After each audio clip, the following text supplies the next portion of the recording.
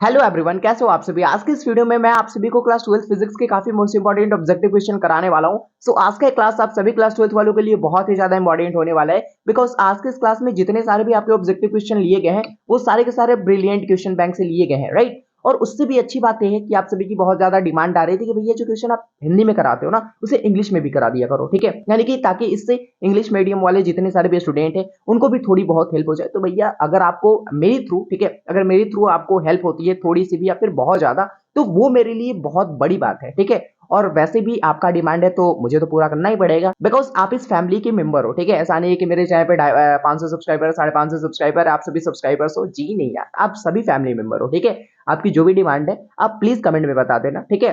वो डिमांड आपकी जरूर पूरी करूंगा मैं। ऑलराइट, ये मेरा वादा है।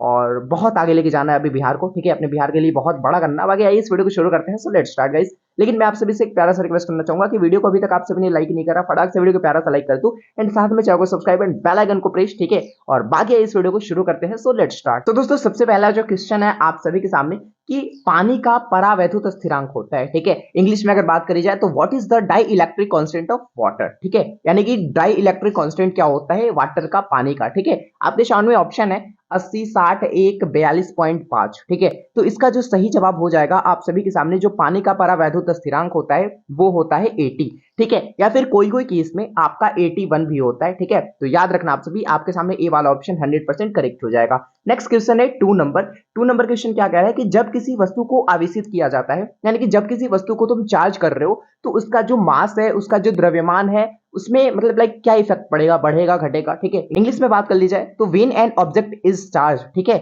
इट्स मास, यानी कि जब किसी वस्तु को तुम चार्ज करते हो, ठीक है, तो उसका मास क्या होता है, बढ़ता है, घटता है, अचर रहता है, बढ़े या घट सकता है। इंग्लिश में बात करी जाए तो इंक्रीजेज, डिक्रीजेज, रिमेन कांस्टेंट या फिर मे इंक्रीज और डिक्रीज, यानी कि दोनों में से कुछ भी हो सकता है। तो सिंपल सी बात है भैया कि जब किसी वस्तु को तुम चार्ज करोगे, ठीक है, ये बहुत ज्यादा क्वेश्चन पूछा गया है, रिपीटेड क्वेश्चन है, लेकिन ध्यान देना बहुत इंपॉर्टेंट क्वेश्चन है। जब किसी वस्तु को तुम आवेशित करोगे तो उसका जो मास है, उसका जो द्रव्यमान है, बढ़ या घट कुछ भी हो सकता है, यानी कि बढ़ भी सकता है, घट भी सकता है। तो डी वाला ऑप्शन आप सभी के सामने 100% करेक्ट हो जाएगा।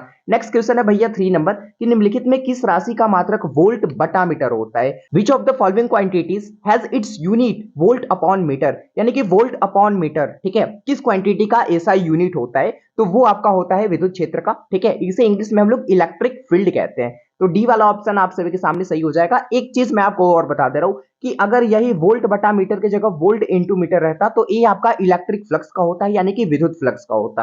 क्लियर है। चलो जी, चीजें वही डी वाला ऑप्शन हो जाएगा इलेक्ट्रिक फील्ड। नेक्स्ट क्वेश्चन है भैया 4 नंबर की विद्युत विभव आघूर्ण का मात्रक क्या होता है। इंग्लिश में बात करी जाए what is the unit of electric dipole moment. Electric dipole moment का ऐसा यूनिट क्या होता है, विद्युत विभव आघूर्ण का ऐसा ही मात्रक क्या होता है। आपके सामने ऑप्शन है newton metre, coulomb upon metre, इनमें से कोई नहीं। तो इसका जो सही आंसर हो जाएगा वो हो जाएगा कूलम मीटर, ठीक है। यानी कि बी वाला ऑप्शन आप सभी के सामने 100% सही हो जाएगा। नेक्स्ट क्वेश्चन भैया 5 नंबर की विभव प्रवणता, ठीक है, potential gradient is equal to, यानी कि विभव प्रवणता किसके बराबर होता है। तो यहाँ पे आप सभी के सामने इसका जो सही आंसर होगा वो होगा डीवी बटा डीएक्स, यानी कि सी वाला ऑप्शन आप सभी के सामने 100% करेक्ट हो जाएगा।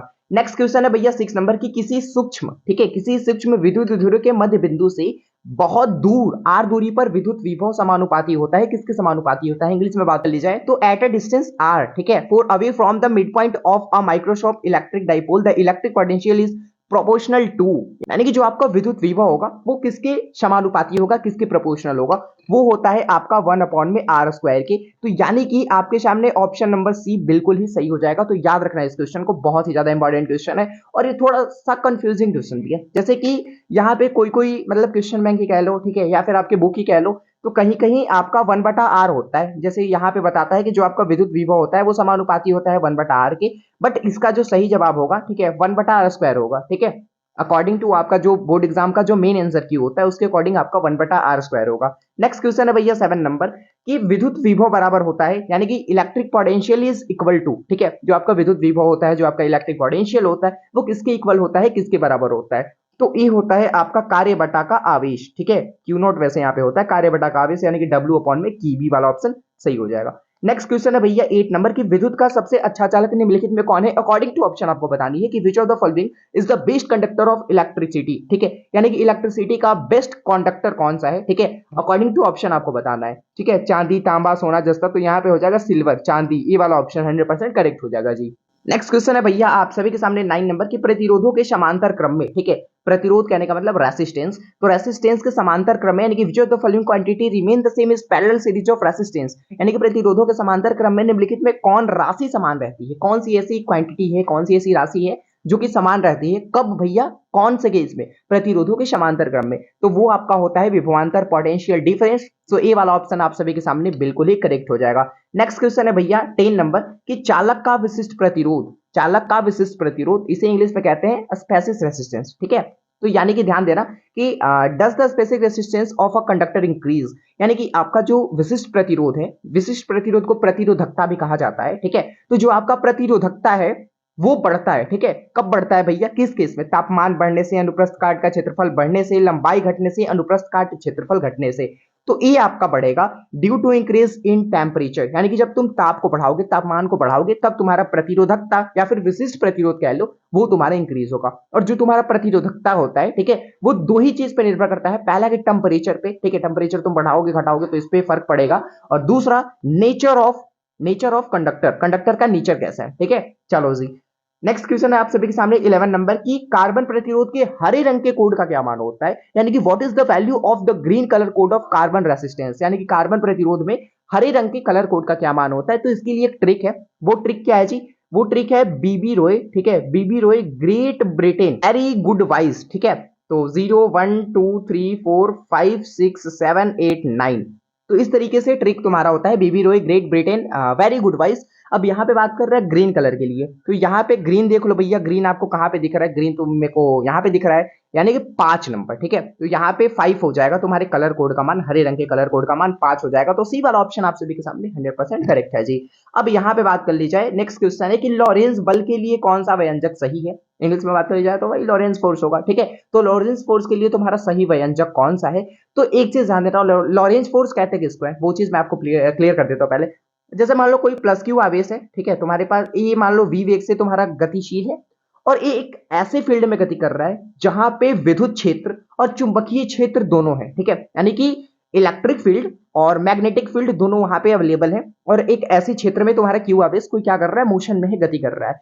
तो इस आवेश पे दोनों बल लगेंगे, यानी कि विद्युत बल भी लगेगा और तुम्हारा मैग्नेटिक फोर्स भी लगेगा, यानी कि चुंबकीय बल भी लगेगा। तो जब दोनों फोर्स एक साथ इस पे काम करेगा ना, इस आवेश पे एक साथ लगेगा ना, तो वही तुम्हारा कहलाता है लॉरेंस फोर्स, यानी कि लॉरेंस बल। इसका सही व्यंजक तुम्हारा ए वाला ऑप्शन होगा। नेक्स्ट क्वेश्चन है भैया कि वोल्ट मीटर क्या मापता है, वोल्ट मीटर किस चीज को मेजर करता है, what does a voltmeter measure, प्रतिरोध, विभवांतर, धारा, इनमें से कोई नहीं, resistance, potential difference, current, none of this. तो जो तुम्हारा विभवांतर होता है, सॉरी, जो तुम्हारा वोल्ट मीटर होता है वो मापता है विभवांतर को, यानी कि बी वाला ऑप्शन आप सभी के सामने 100% करेक्ट हो जाएगा।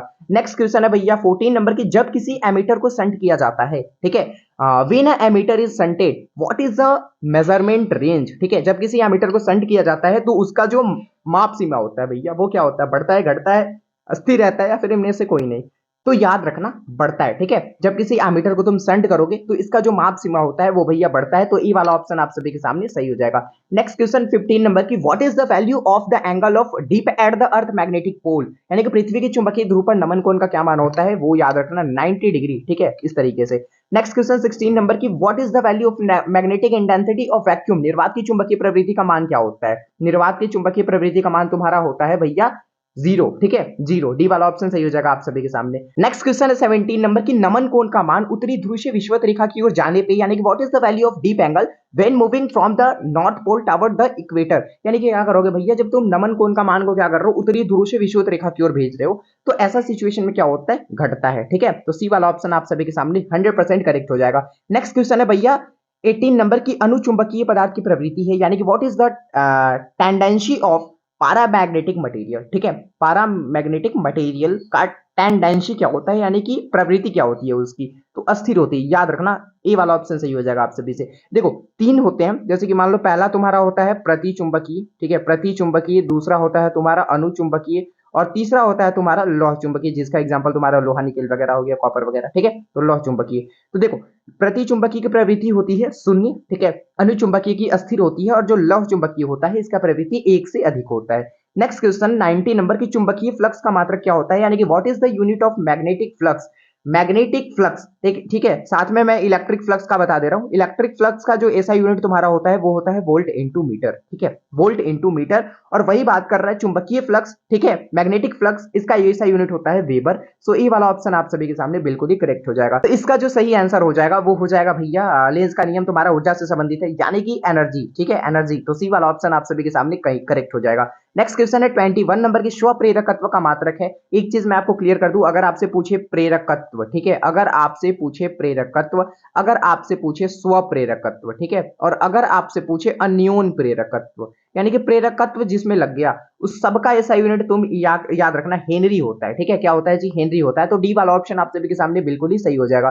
नेक्स्ट क्वेश्चन 22 नंबर की, विद्युत चुंबकीय तरंगों की प्रकृति कैसी होती है? What is the nature of electromagnetic wave, यानी कि इलेक्ट्रोमैग्नेटिक वेव का नेचर कैसा होता है, प्रकृति कैसी होती है, अनुप्रस्थ अनुदैर्ध्य, अनुप्रस्थ और अनुदैर्ध्य दोनों, या फिर यांत्रिक। तो इसका जो सही जवाब होगा वो होगा तुम्हारा अनुप्रस्थ।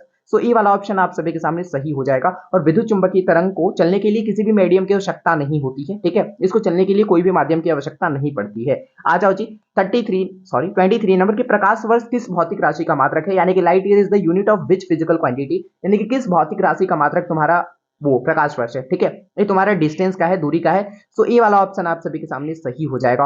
और एक लाइट ईयर बराबर क्या होता है, एक लाइट ईयर बराबर क्या होता है, याद रखना 9.46 गुने 10 का पावर 15 मीटर, याद रखना, ध्यान से चीजें। आ जाओ जी 24 नंबर क्वेश्चन की, समांतर सतह वाली कांच की पट्टी की शक्ति होती है, यानी कि what is the strength of a glass strip with parallel surface, ठीक है, यानी कि समांतर सतह वाली जो तुम्हारी कांच की पट्टी होती है उसका पावर क्या होता है, उसका शक्ति क्या होता है, अनंत होता है, शून्य होता है, 100 सेंटीमीटर होता है, 10 सेंटीमीटर होता है। तो इसका सही आंसर हो जाएगा तुम्हारा ZERO, यानी कि जीरो, शून्य। बी वाला ऑप्शन सही हो जाएगा। नेक्स्ट क्वेश्चन है भैया 25 नंबर की, प्रकाश का वेग महत्तम होता है, यानी कि जो प्रकाश का चाल होता है, प्रकाश का स्पीड होता है, वो सबसे ज्यादा मैक्सिमम किस में होता है, वो तुम्हारा होता है वैक्यूम में, निर्वात में, याद रखना। नेक्स्ट क्वेश्चन है आप सभी के सामने, द इल्यूमिनेटेड पथ इज इक्वल टू, यानी कि प्रकाशिक पथ बराबर क्या होता है, अपवर्तनांक बटा पथ लंबाई, अपवर्तनांक गुने पथ लंबाई, या फिर पथ लंबाई बटा अपवर्तनांक, या फिर अपवर्तनांक बटा पथ लंबाई का स्क्वायर। तो इसका जो सही आंसर हो जाएगा वो हो जाएगा अपवर्तनांक गुने में पथ लंबाई, यानी कि बी वाला ऑप्शन आप सभी के सामने 100% करेक्ट हो जाएगा। नेक्स्ट क्वेश्चन है भैया 27 नंबर की, कांच के लिए क्रांति कोण मतलब कौन सा होता है, ठीक है, कांच के लिए बात कर रहा है, तो उसके लिए होता है 42 डिग्री। और ये जो तुम्हारा वैल्यू होता है, तुम्हारा मीन वैल्यू होता है, ठीक है, लगभग में, याद रखना, ये तुम्हारा लगभग में होता है, 42 डिग्री एग्जैक्ट नहीं होता है। नेक्स्ट क्वेश्चन 28 नंबर की, जब प्रकाश की किरण ग्लास स्लैब में प्रवेश करती है तो इसकी तरंगदैर्घ्य क्या होती है, इसका जवाब आपको कमेंट बॉक्स में बताना है। एंड वीडियो अगर आप सभी को अच्छी लग रही हो तो प्लीज वीडियो को लाइक कर लो यार, ठीक है, क्या दिक्कत है लाइक करने में। फिजिक्स वाले भैया की टीम को बहुत बड़ा बिल्ड करना है यार, बिहार का नंबर 1 एजुकेशन चैनल बनाना है अभी, ठीक है, अभी तो बहुत आगे जाना है। हमारी टारगेट पता होनी चाहिए आपको कि बदलना बिहार है, बिहार को बदलना है, बिहार के लिए कुछ भी, अभी हमारी फॉर्म गई नहीं है।